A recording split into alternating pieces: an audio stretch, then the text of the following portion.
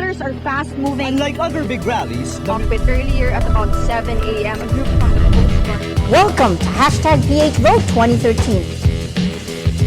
Today on Rappler, Senator Trillanes says if Senator Enrile is arrested, he shouldn't be placed in an ordinary jail due to his old age. Senator Franklin Drilon says the Supreme Court has final say on the Philippine military deal with the United States. And the captain of the capsized Korean ferry says his warnings about the ship's instability were ignored.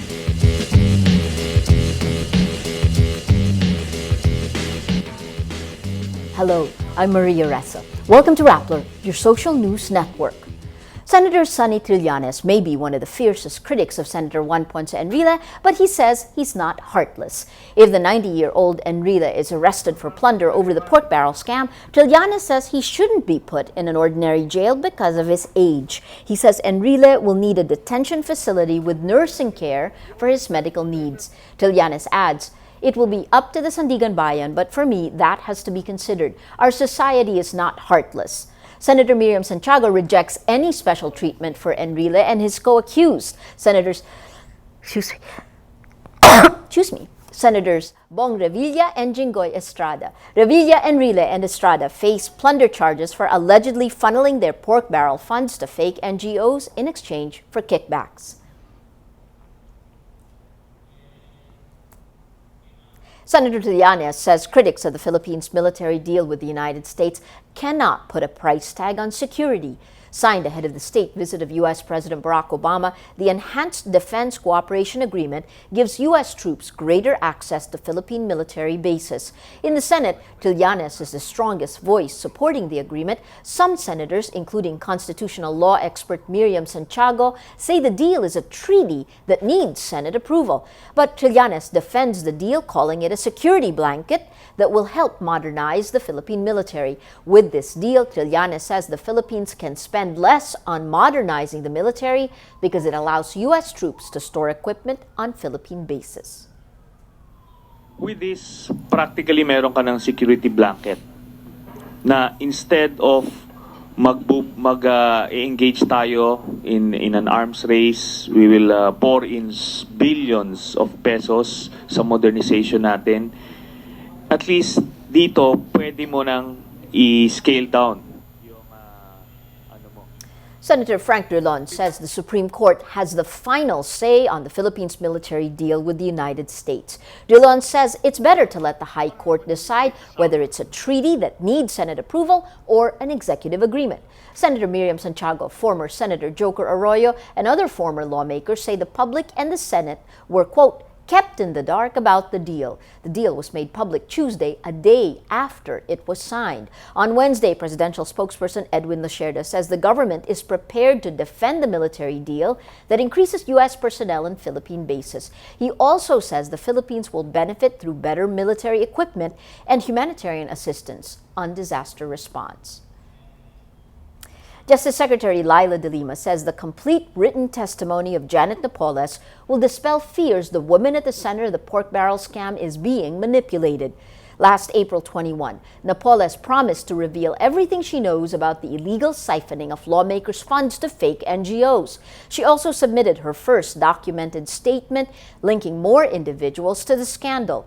This sparked speculation and concern among lawmakers. De Lima says the Justice Department is still getting the rest of Napoles' statement.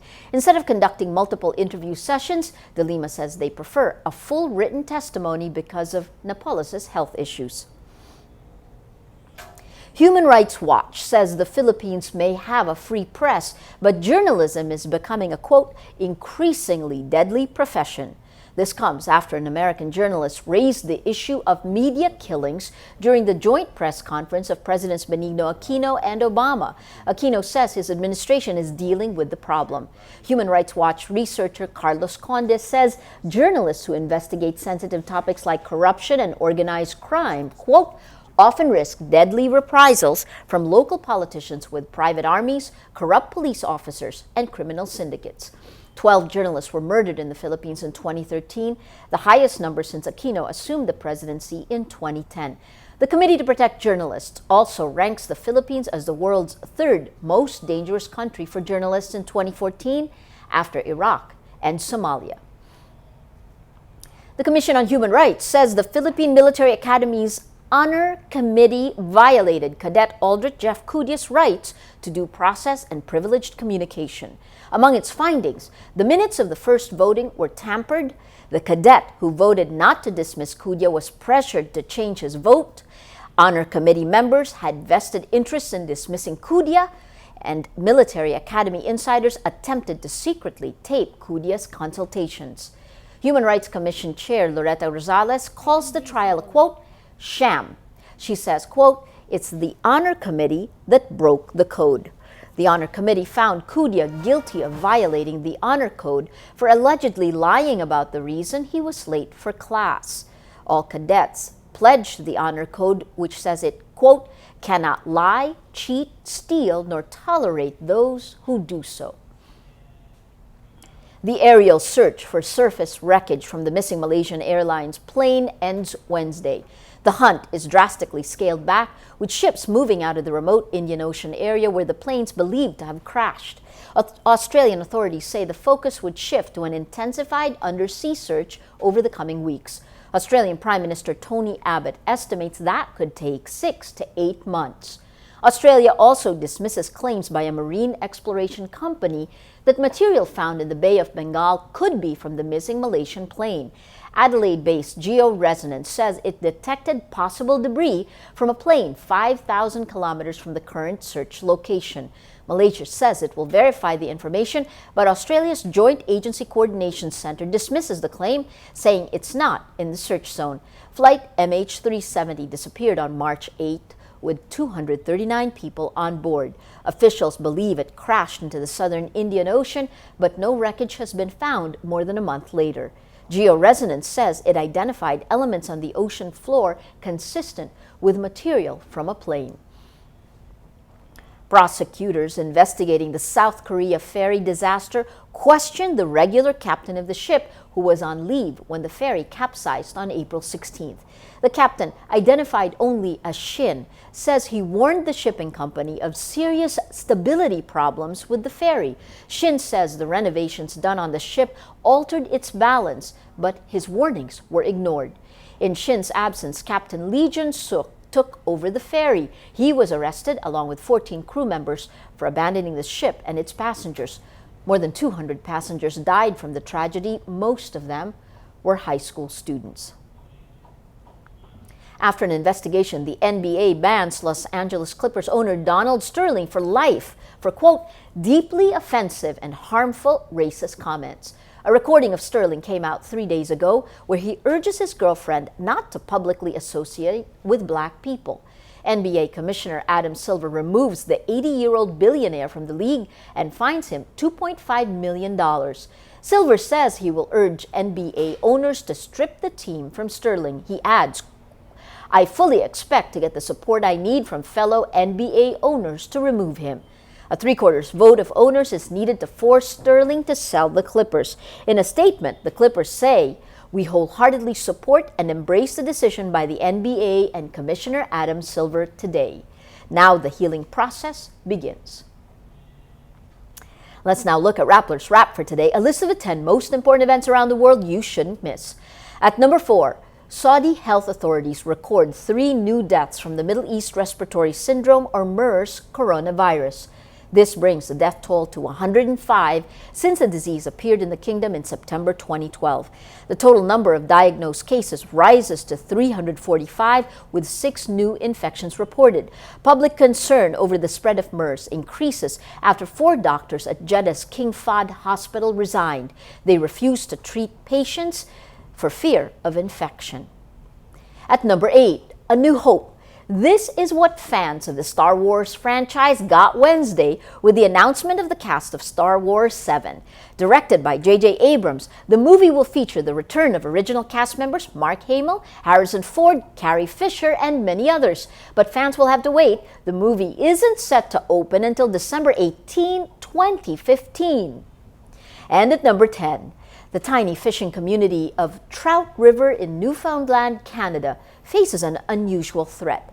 A giant blue whale washed up on shore may explode.